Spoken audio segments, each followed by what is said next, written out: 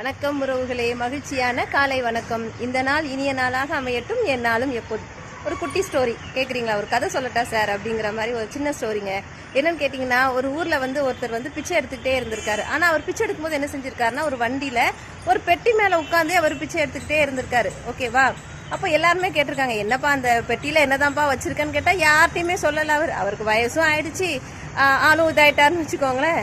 அப்புறம் அவர் இதானதுக்கப்புறம் எடுத்திருக்காங்க. பெட்டியை திறந்து பார்த்தீங்கன்னா அவ்வளோ பொக்கிஷங்க. ஆமாம், தங்கம் வைரம் வைடூரியன்னு சொல்லிட்டு பொக்கிஷத்து மேலே உட்காந்து பிச்சை எடுத்துகிட்டு இருந்திருக்காரு. புரியுதாங்க? இதே மாதிரி தான் நம்மளும் நிறைய பேர் பொக்கிஷத்து வச்சுக்கிட்டு நம்ம என்ன செய்கிறோம், நான் சொல்லலை. ஓகேவாங்க? ஏன்னு கேட்டிங்கன்னா, நம்மக்கிட்ட தான் எல்லாமே இருக்குங்க. நம்ம கூட இருக்கிறவங்களும் நம்மக்கிட்ட இருக்கிற எல்லாமே நமக்கு என்னது, பொக்கிஷம்தான். நம்ம பொக்கிஷமாக பார்க்கும்போது என்ன ஆகும்னு கேட்டிங்கன்னா, நம்ம வாழ்க்கையை அது மென்மேலும் உயர்த்திக்கிட்டே இருக்கும்.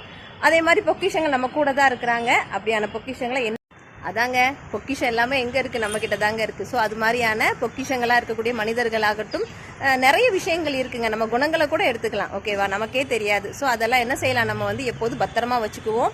அது மாதிரி நம்ம பொக்கிஷங்களாக இருக்கக்கூடிய மனிதர்களாக இருந்தாலும் சரி, அது எதுவாக இருந்தாலும் சரி, தூக்கி வச்சு கொண்டாடாட்டாலும் நம்ம யாரையும் எப்போயும் உதாசீனப்படுத்தாமல், எப்போதும் நான் சொல்கிற மாதிரி முடிஞ்ச அளவுக்கு நம்ம யாரையும் காயப்படுத்தாமல் வாழ்வோம். ஓகேவாங்க? வாழ்க வளமுடன்.